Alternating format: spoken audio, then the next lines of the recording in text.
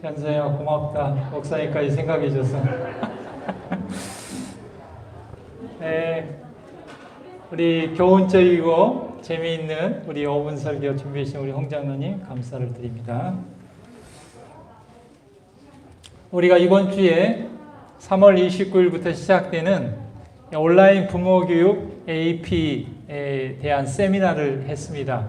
그래서 지금 한 3주 남았는데 이 전단지를 이 카톡에 있으니까 우리 주위에 필요한 사람에게 카톡으로 보내주기도 하시고, 또 순서지 안에 들어있는 그 전단지를 우리 주위에 기도하고 필요한 사람에게 전달해서 이 부모교육 프로그램을 필요로 하는 사람들이 등록할 수 있도록 그렇게 도와주시길 바라고, 오늘 이제 마지막 6번째 시간으로 다름은 틀림이 아니다 하는 제목으로 오늘 마지막 세미나 시간을 갖기를 원합니다.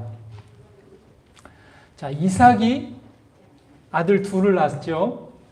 40에 결혼을 해가지고 60에 낳습니다. 그러니까 20년을 기다렸고 아이를 낳았어요. 그러니까 이삭도 굉장히 자녀를 낳는데 어려움이 많았고 기도도 많이 했습니다. 20년 만에 자녀를 가졌어요. 근데 하나님께서 많이 기다렸다고 축복을 하셨는지 쌍둥이를 갖게 됐습니다. 그런데 이 쌍둥이, 야곱과 에서라고 나와 있지만 에서가 형이고 야곱은 동생인데 성격과 생활에 있어서 굉장히 현격한 차이가 있었다 그랬습니다. 에서는 굉장히 외향적인 사람이었던 것 같아요. 제어받기를 싫어하고 사냥을 하는 거친 자유를 즐겨 일찍부터 사냥꾼의 생활을 선택을 했습니다. 그러니까 아버지 이삭은 또 내향이에요. 그러니까 외향인 아들을 좋아했습니다. 또 엄마는 또 야곱을 좋아했어요. 야곱은 사력 있고 부지런하고 집안일을 돌보고 미래를 더 많이 생각하고 또 양떼를 돌보고 바꾸는 일에 종사하며 집안에 있는 것을 굉장히, 또 야곱은 내향적인 사람이었던 것 같아요.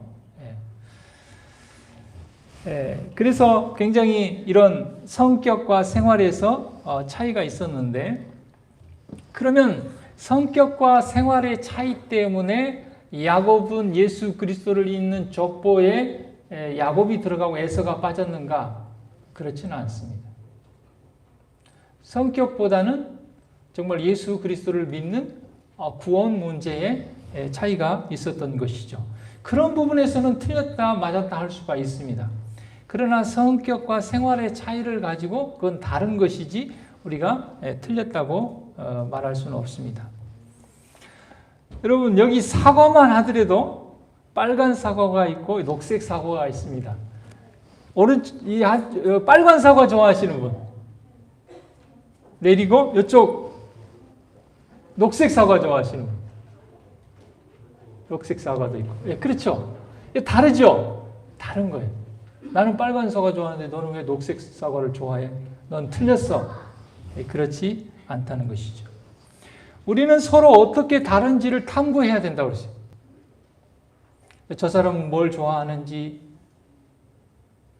어떻게 나와 다른지, 이런 걸 탐구해야 된다고 그랬어요.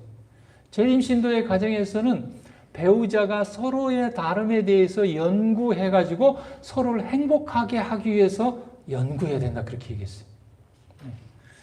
그래서 우리는 서로 어떻게 다른지를 탐구하고 구체화하는 작업을 계속해 나가면서 관계를 향상시키는 새로운 방법들을 발견할 수 있었다. 남녀는 의사를 전달하는 방법이 서로 다를 뿐 아니라 생각하고 느끼고 지각하고 반응하고 행동하고 사랑하고 필요로 하는 것에 이르기까지 모든 것을 달리한다. 인생에 있어서 사랑을 키워나가는데 너무 늦는 법이란 없다. 남자와 여자가 다름이 있고 또 많은 사람들과 다름이 있어요.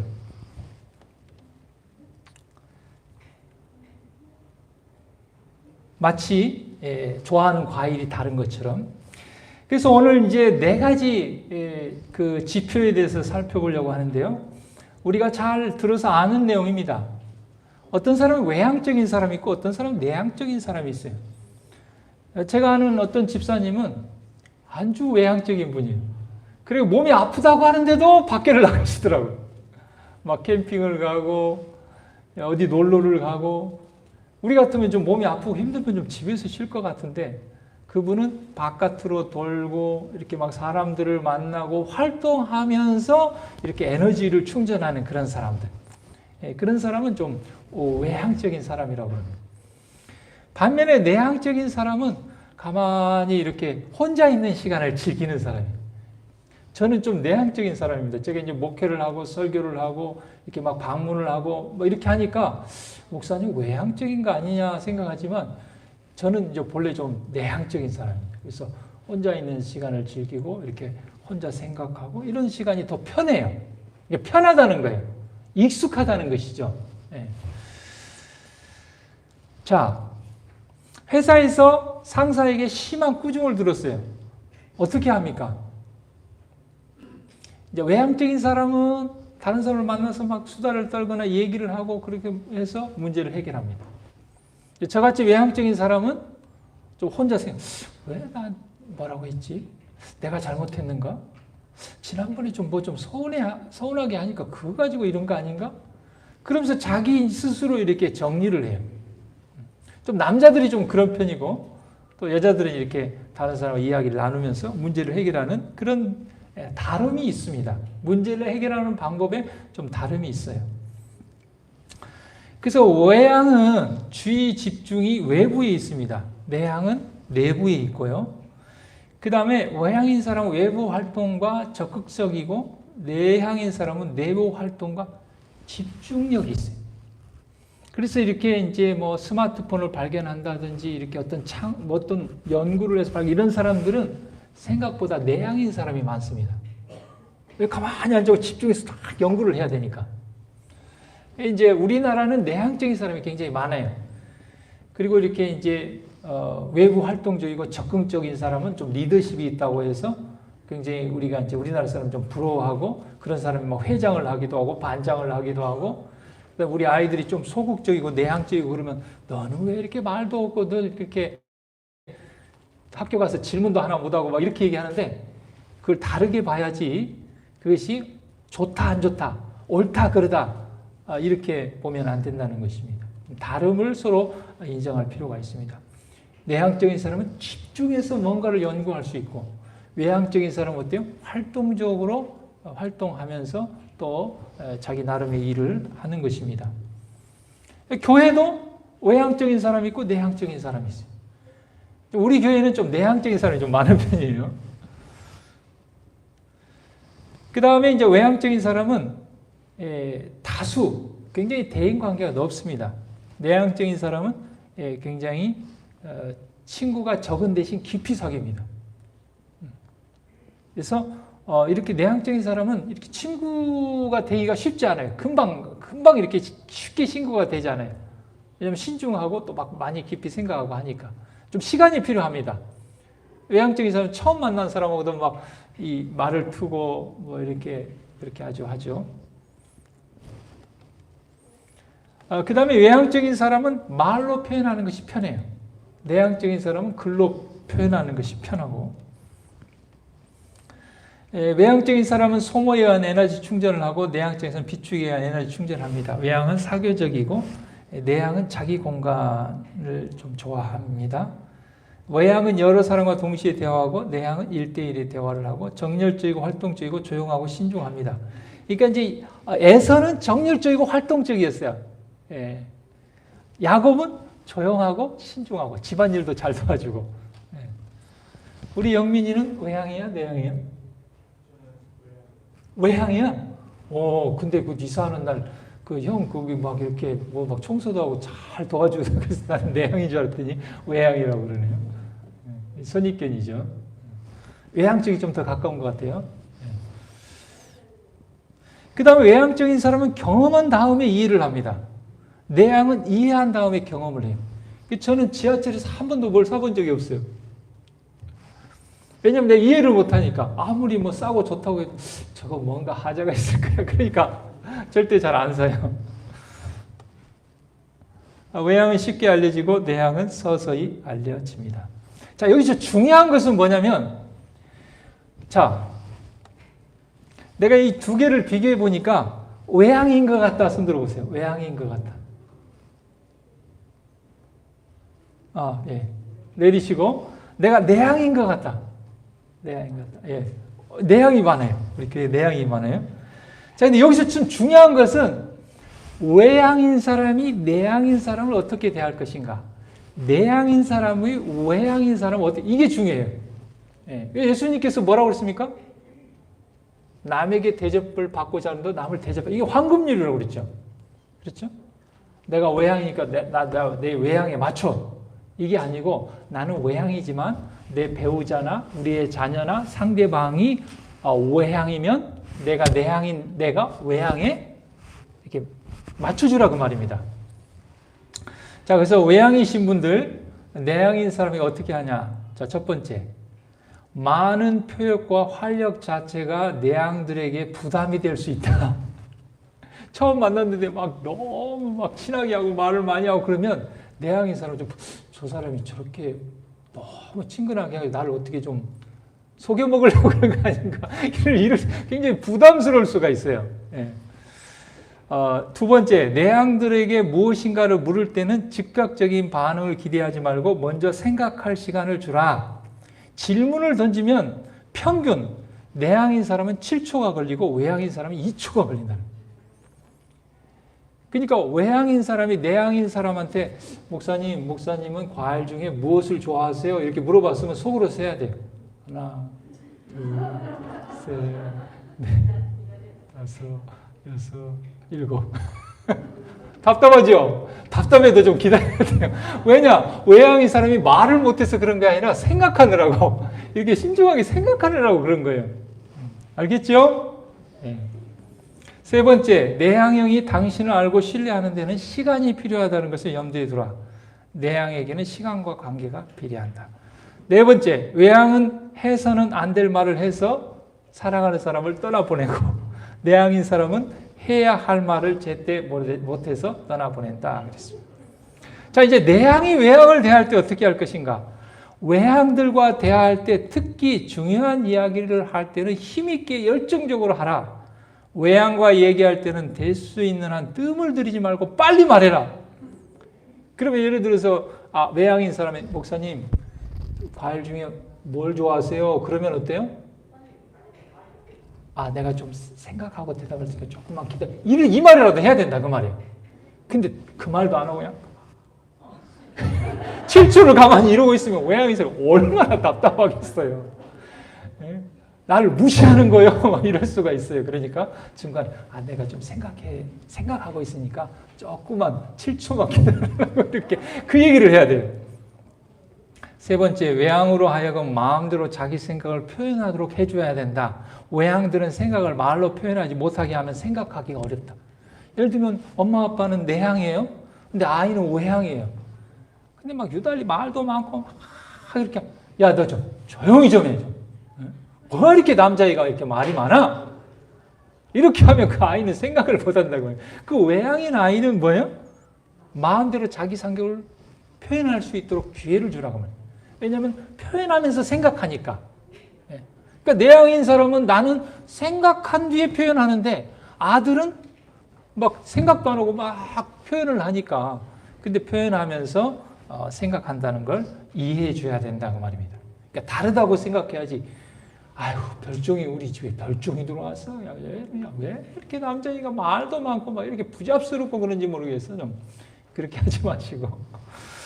그 다음에 네 번째, 외향들의 말은 행동의 과정이지 결론이 아니다. 외향들은 말하면서 생각하고 내향은 생각한 후에 말한다. 이런 차이점이 있습니다. 그 다음에 두 번째 지표는 감각과 직관 이렇게 있는데, 자, 이 감각적인 사람은 뭐냐면 센싱이라고 영어로 되어 있는데 굉장히 세밀한 사람이에요. 다시 말하면 나무를 보는 사람이에요. 나무. 직관형인 사람은 굉장히 숲을 보는 거예요. 이렇게 큰 숲을 보는 사람이에요. 저는 좀 이렇게 좀 세밀한 사람입니다. 그래서 이제 이런 차이점이 있어요. 좀. 자, 그래서 감각은 오감을 사용해요. 근데 직관은 육감이 있어요. 육감. 그래서 이제 감각형인 사람은 현재가 중요해요. 현재가. 뭐 내년에 뭐 좋은 일이 있으니까 오늘 참아야 된다. 이런 말이 좀 잘 좋아하지 않아요. 오늘 행복해야 돼요. 오늘. 그 다음에 직관인 사람은 이제 미래, 가능성, 비전 이런 걸 굉장히 아주 좋아하고 선호합니다. 감각형인 사람은 실제 경험을 아주 중요하게 생각하고 직관형인 사람은 아이디어가 많아요. 아이디어. 이렇게 해보면 좋겠다. 저렇게 해보면 좋겠다.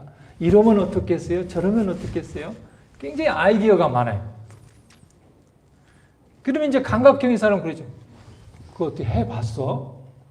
그 경험해봤어? 이렇게 좀 다름이 있어요. 그런 점에서.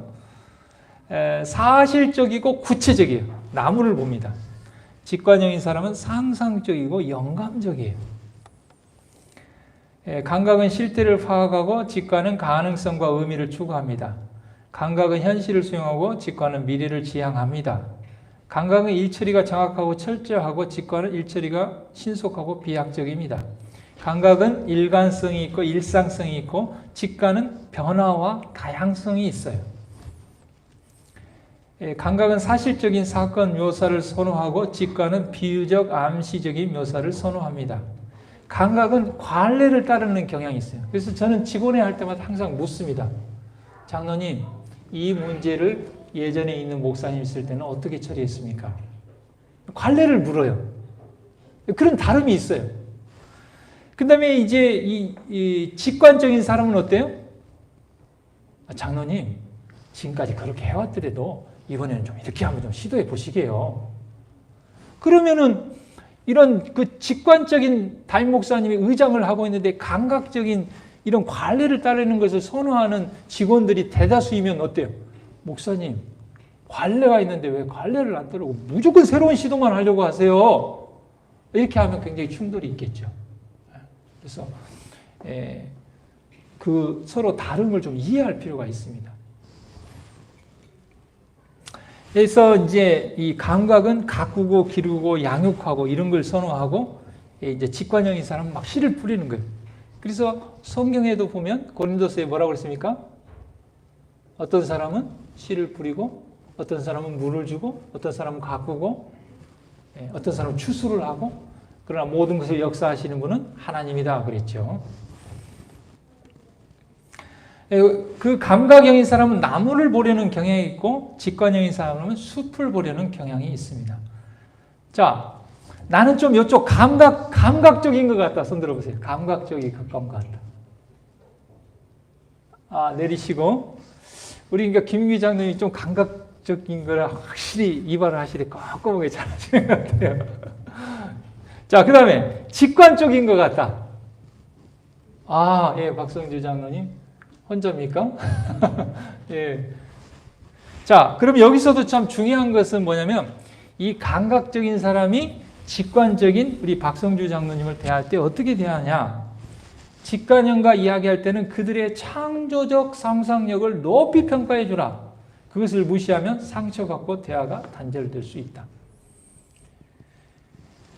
다시 말하면 이렇게 강론이 세부적인 것이 큰 것과 어떤 연관이 있으며 세부 업무는 전체 일에 어떤 영향을 미치는지 보여주라. 직관형에게 지금 당면한 문제에 참여하게 만들려면 이 일이 앞으로 얼마나 많은 가능성을 수반할 것인지 생각해 보게 하라. 그러니까 이제 직관형인 상사를 둔 감각형인 그 아랫사람이 맨 이렇게 세부적인 것만 가지고 하면 그 직관형인 그 윗사람이 뭐라고 아이고, 그 별거 아닌 거 가지고 왜 그래? 좀 큰 걸 생각해! 이럴 수 있고, 또 이제 이렇게 감각형인 이 상사 밑에 이렇게 직관형인 이런 아랫사람은 어때요? 뭐 이렇게 허황된 것만 꿈꾸지 말고 좀 구체적으로 어떻게 실행할 건지 좀 구체적인 것을 가지고 와. 이렇게 마찰이 있을 수가 있어요. 그래서 그것을 상대방의 입장에서 서로 이렇게 조화를 이루는 것이 중요합니다.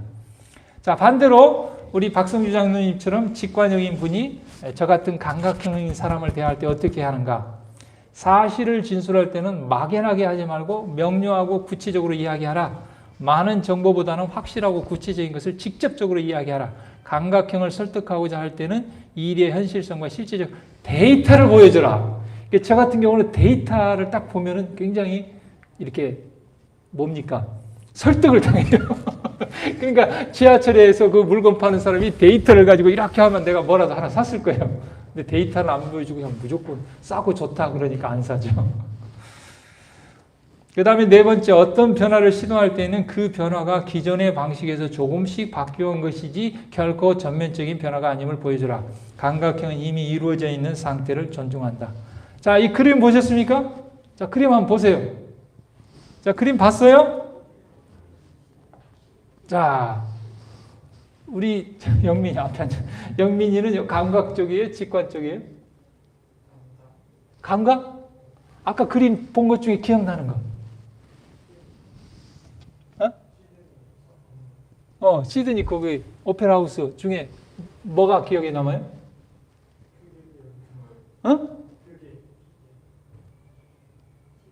잘 안 들려. 크게. 건물들이 보여. 장로님은 뭐가 지금 생각납니까? 그 본 것 중에. 오페라 하우스 지붕이 아주 멋지게. 아, 지붕이 아주 멋지게 되어 있는 거. 이제 저같이 이렇게 좀 감각적인 사람은 이런 기둥들을 세봐요. 기둥이 몇 개나 되지? 이런 식으로. 근데 직관적인 사람은 이렇게 넓은 하늘을 보고 바다를 보고 이렇게 큰 그림을 봐요. 이런 점이 좀 달라요. 좀 감각적인 사람이 이렇게 좀 세부적으로 이 지붕이 몇 개나 되지? 이렇게 세보기도 하고 이렇게 이런 점들이 좀 차이가 있습니다.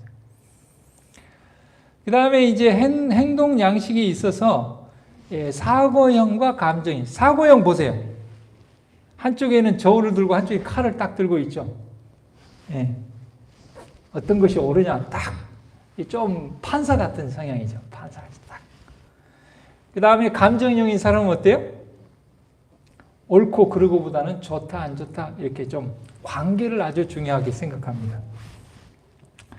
이 네 가지 지표 중에 저희 성은이 엄마하고 저하고 다른 게 요거 하나예요. 근데 요거 하나 때문에 10년을 써왔습니다. 저는 이제 이 사고형이기 때문에 이렇게 일 중심이에요. 우리 성은이 엄마는 관계 중심이에요. 교회를 하다 보면 일이 중요하니까 좀 몇 사람이 안 따라와도 이거 밀어붙여서 해야 될 일이지. 이게 교회 일인데 해야지 그럼. 몇 명 반대한다고 그렇게 안 하면 되겠어. 그러는데 여보 제발 좀 싸울 것 같으면 일을 하지 말라고. 관계가 중요한 것인데 참 10년을 갈등이 있었습니다. 자, 18살짜리 딸아이가 임신한 사실을 알게 되었다. 어떻게 할 것인가? 어떻게 하겠습니까? 우리 김명 집사님 같으면 어떻게 하시겠어요? 그러면 어떤 놈인가 가서 잡아. 우리 박연희 집사님 같으면 어떻게 하겠어요? 딸이 없지만 그냥 한번. 찾아야 돼. 어떤 사람하고 어떤 놈인가를 찾아야 돼. 이제 굉장히 이 사고형인 사람은 이 문제를 어떻게 해결하지? 이게 초점이 있어요. 일단은 그놈이 어떤 놈인가 일단 좀 찾아보고 결혼을 시킬 놈인지 아니면은 갈라놓을 놈인지. 자, 그런데 감정형인 사람은 문제 해결보다는 딸아이를 생각합니다. 또 얼마나 힘들겠냐. 이상하게 제가 이렇게 이제 부모교육 하면서 감정형인 그 부모들을 물어보면은 되게 그렇게 얘기해요. 아이가 굉장히 힘들어 할 텐데, 근데 얼마나 힘드냐. 이제 그런 부분을 더 이렇게 선호해요. 그런데 이제 이렇게 사고형인 사람은 딸아이 어떤 감정, 그런 걸 알아주기보다는 이 문제를 이거 어떻게 해결해야 되지? 이런 문제 해결에 초점이 있어요. 그런 점이 차이점이 있습니다. 사고형은 사실과 진실에 관심이 있고요. 감정인 사람은 사랑과 관계에 관심이 있어요. 객관적 진실, 보편적 선, 원리와 원칙이 중요해요. 의미와 영향이 중요해요. 그러니까 이제 제가 막 이렇게 원리 원칙을 가지고 얘기하면은 이제 말싸움은 이제 나한테 안 되죠. 우리 성은이 엄마가. 근데 마지막에 그래요. 그래도 나는 기분 나빠. 당신 말이 아무리 옳아도 하여튼 난 상처받았어. 나 기분 나쁘다는 거예요. 그러면 이제 나중에 알았어. 어찌됐건 당시 서운하다니까 옳고 그름을 떠나서 내가 잘못했겠지. 사고형은 논리적입니다. 감정형은 상황적. 상황이 어떤가? 네. 그래서 그 사람이 그렇게 했을 때는 그럴 만한 상황이 있었겠지 이런 표현을 우리 하이엄마는 잘 이렇게 합니다. 사고형은 분석적이고 감정형은 포괄적이고 간단 명료한 설명, 정상을 참작한 아주 장황한 설명이 필요해요. 왜냐하면 관계가 깨지면 안 되니까. 그래서 여러분 우리 성도님들 좀 전화 제가 하다가 좀 말하려고 하는데 끊어도 좀 상처받지 마시고 일부러 끊은 게 아니고 그래서 저는 할 말만 딱 하고 끊어요. 그러면 이제 저쪽에서 이제 뭔 말을 하다가 끊어 다시 걸기도 하고 그렇게 하는데 왜냐하면 이제 이 감정인 사람은 오해하지 않도록 관계가 깨지지 않도록 이렇게 정상을 이렇게 참작하도록 설명을 하다 보니까 그래요. 사고형은 지적 논평을 선호하고 감정은 우호적 협조를 선호합니다. 객관적 판단, 주관적 판단, 원인과 결과가 중요하고 좋다, 나쁘다. 그러니까 이제 사고형은 옳다, 그르다 이걸 따지는 거예요. 누가 옳으냐? 네가 옳으냐? 내가 옳으냐? 근데 감정인 사람은 옳고 그러면 좀 두 번째고 좋다, 나쁘다. 이 부분을 더 선호합니다. 이게 이제 100% 다 맞다는 거 아니고 일반적으로 이렇게 그렇다는 것입니다. 사고형은 규범과 기준을 중하게 생각하고 감정형은 나에게 주는 의미가 중요합니다. 자, 여기서 사고형인 제가 감정형인 우리 성은이 엄마에게 어떻게 대해야 될 것인가? 감정형과 이야기할 때는 용건을 처리하기 전에 먼저 인간관계를 수립하는 것이 중요하다. 제가 물건 팔러 가가지고 이거 얼마짜리라고 얘기하면 안 삽니다. 그래서 이제 잘 좋은 관계를 맺고 이것 좀 필요하면 사라고 그러면 그때 감정형인 사람은 일단 관계가 잘 맺어져야 된다 그 말이죠. 감정형과 대화할 때는 더욱 정서적으로 대하려고 노력하라. 칭찬을 아끼지 말고 비판은 부드럽게 하라. 감정에게 대화란 단순히 정보를 나누는 것이 아니라 마음을 나누는 것이다. 근데 우리 사고형은 대화는 정보를 나누는 것이지 감정을 나누는 것이라는 생각이 없어요. 감정형은 옛날 이야기하는 것을 좋아한다. 자, 감정형인 저희 우리 성은이 엄마가 사고형인 저희를 대할 때 제발 좀 이렇게 대해 주시길 바랍니다. 사고형과 이야기할 때는 침착하고 객관적인 자세를 취하려고 노력하라. 감정 표현이 많아질수록 사고형은 혼란스러워한다. 사고형들은 실제적인 방법으로 보여지는 사랑을 더 잘 감지한다. 여보 사랑해 보다도 10만 원 용돈 주면 더 좋아한다 그 말이에요. 감정형이 사고형과 대화할 때는 다른 사람의 감정도 그들의 사고만큼 비중 있는 하나의 현실임을 이야기해 줘라 그랬습니다.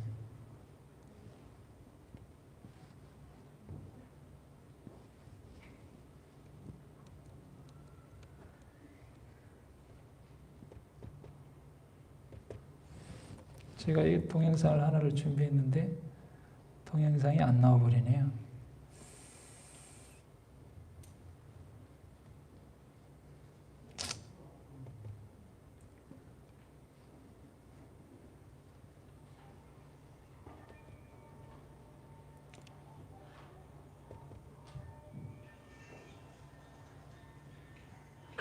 여러분 인구의 반은 남자고 어때? 인구의 반은 여자예요. 그죠? 그 여러분들 아마 제일 고민되는 것 중에서 연애도 뭐예요? 인턴이 필요하죠. 치열하게 고민하면서 몇 개가 부딪혀봐야 되는데 먼저 여자부터 얘기해드리죠. 여자에 대해서 꼭 여러분들이 알아야 되는 여자가 가지고 있는 심리 중에 하나가 왜 그래? 여자들은 모든 걸 다 말을 못해요. 그래서 여자들한테 제일 중요한 건 괜찮아요. 넘어가면 돼요.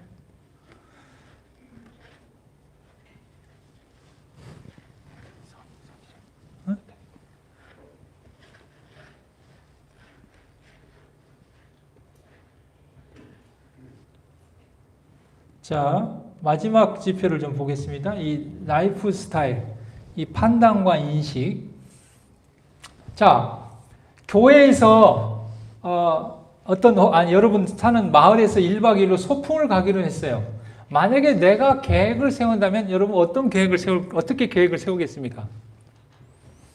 어떤 사람은 이제 이렇게 가족여행을 간다? 뭐 이렇게 하면은 미리 꼬치꼬치 계획을 세워요. 몇 시에 출발하고 차는 어떻게 하고 어디 가서 자고 거기 가서 점심은 어디서 먹고 저녁은 어디서 먹고 굉장히 이렇게 자세하게 계획을 세운 사람이 있고 어떤 사람은 일단 떠나게 거기 가서 생각해. 뭘 그렇게 그냥 꼬치꼬치 하지 마.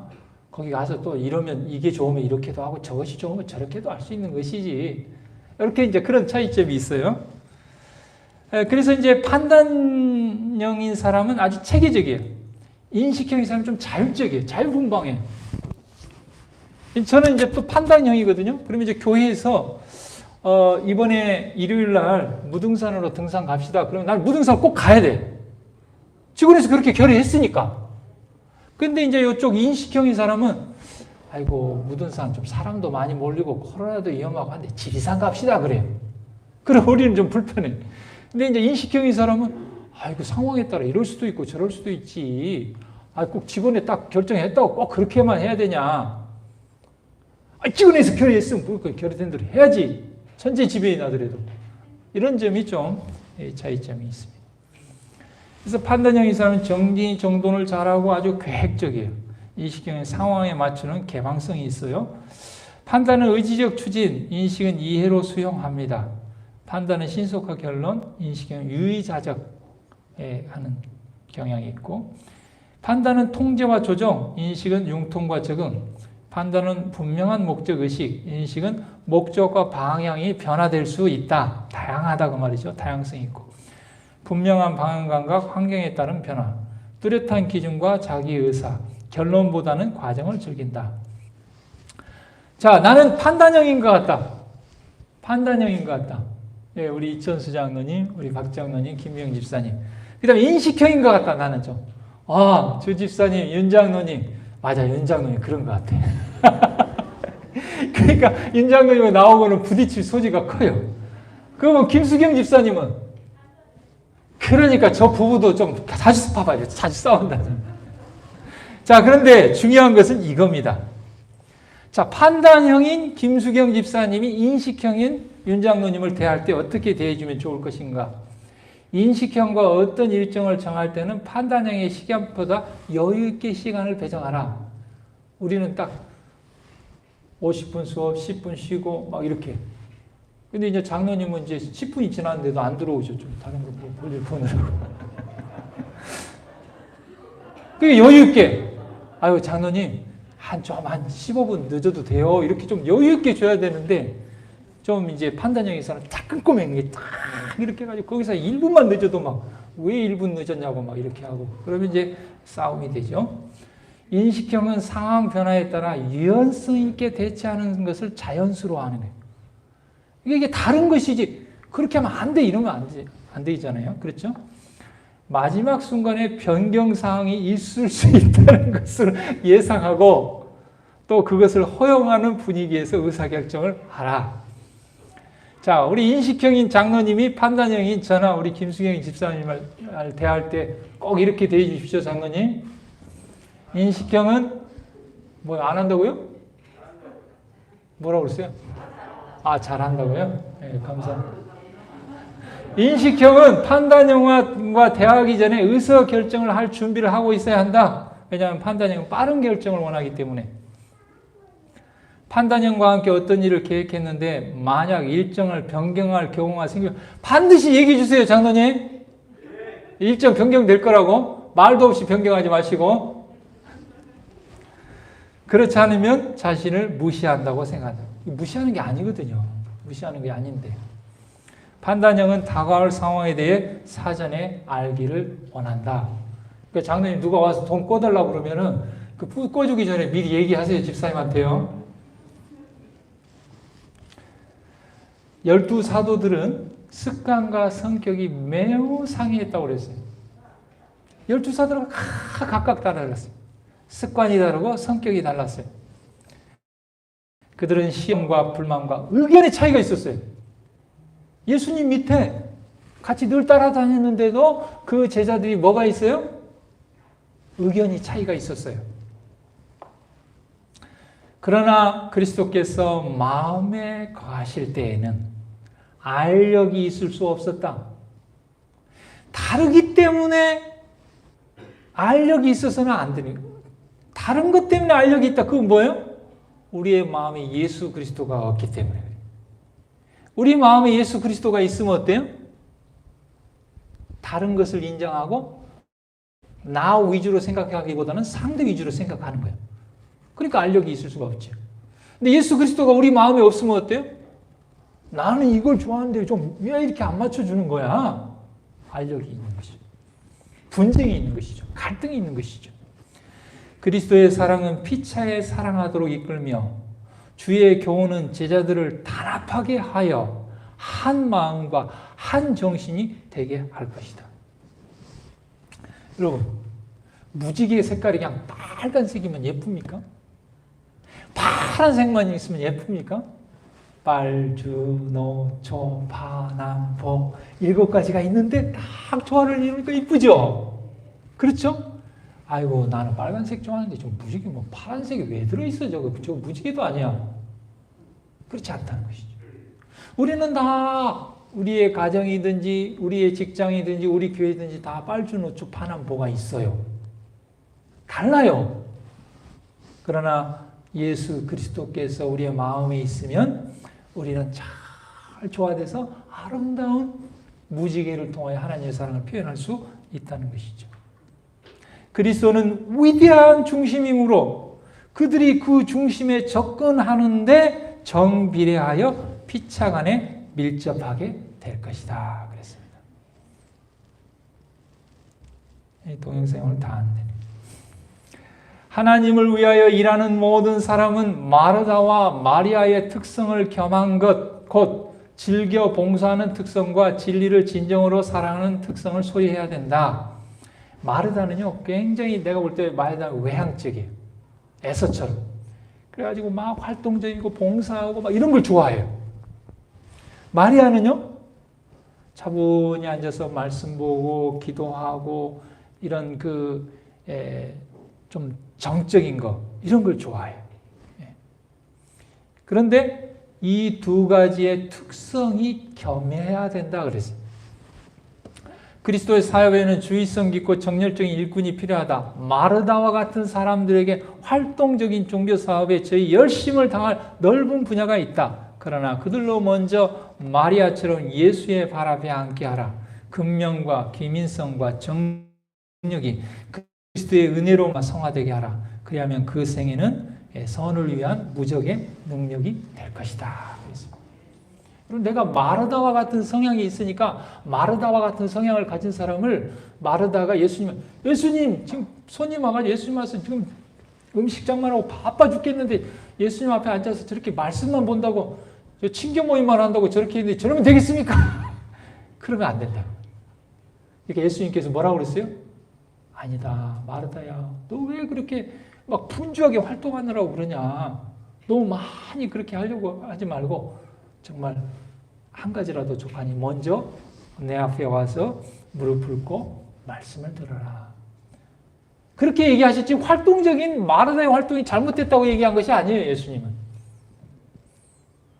또 말씀을 가만히 앉아서 보는 것을 선호하는 사람들, 저 사람은 말씀도 안 보고 맨 봉사만 하고 활동만 하고 뭐 활동이 구원 주는 거야? 그렇게 얘기해서도 안 됩니다. 두 가지 다른 특성이 굉장히 조화가 되어야 된다고 그랬어요.